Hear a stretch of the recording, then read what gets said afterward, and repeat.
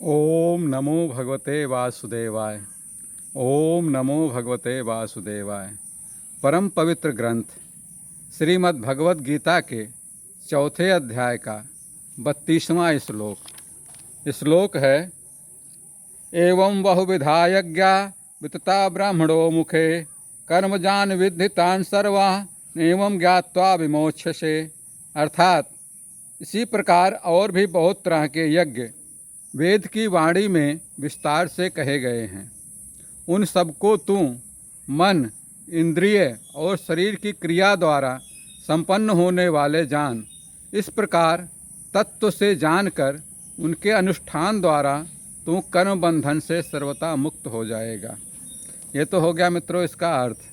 अब इसकी व्याख्या देखिए कितना सुंदर भगवान कृष्ण ने किया हुआ है, कहा हुआ है। यहाँ पर भगवान श्री कृष्ण अर्जुन को समझा रहे हैं विभिन्न प्रकार के यज्ञ जो ब्रह्मा अर्थात जिन सृष्टि की रचना करता है उनके मुख से निकले हुए हैं।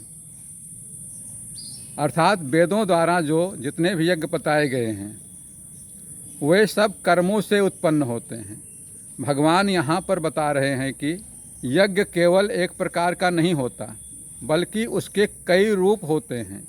वे सभी वेदों से ब्रह्मा से प्रकट हुए हैं, इसलिए शाश्वत और दिव्य हैं।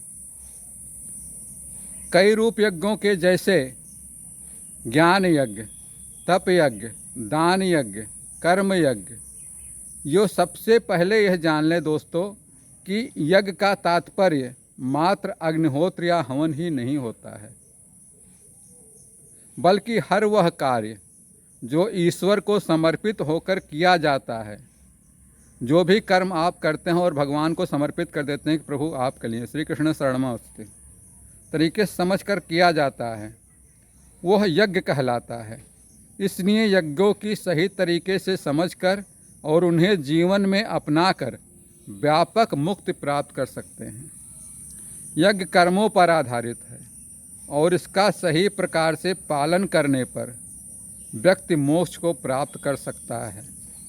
यज्ञ का पालन करके व्यक्ति अपने जीवन को शुद्ध एवं सार्थक बना सकता है। सभी यज्ञों कर्मों पर आधारित हैं।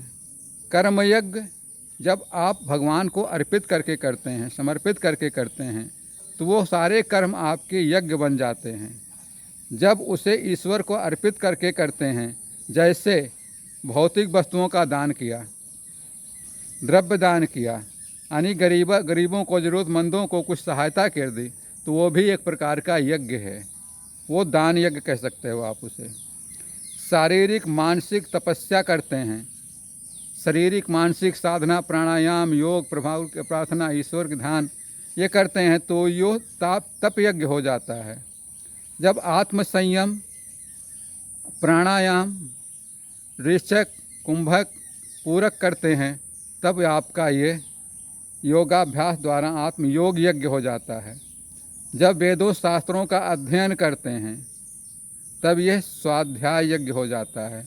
और जब ज्ञान का आदान प्रदान करते हैं, ज्ञान दूसरों से प्राप्त करते हैं और दूसरों को ज्ञान देते हैं, विचारों का आदान प्रदान करते हैं, तब यह आपका ज्ञान यज्ञ हो जाता है। इसलिए यज्ञ के कई रूप हैं और सबके अलग अलग हैं, सब हम ही आप कर सकते हैं। बस उसका व्यापक दृष्टिकोण होना चाहिए।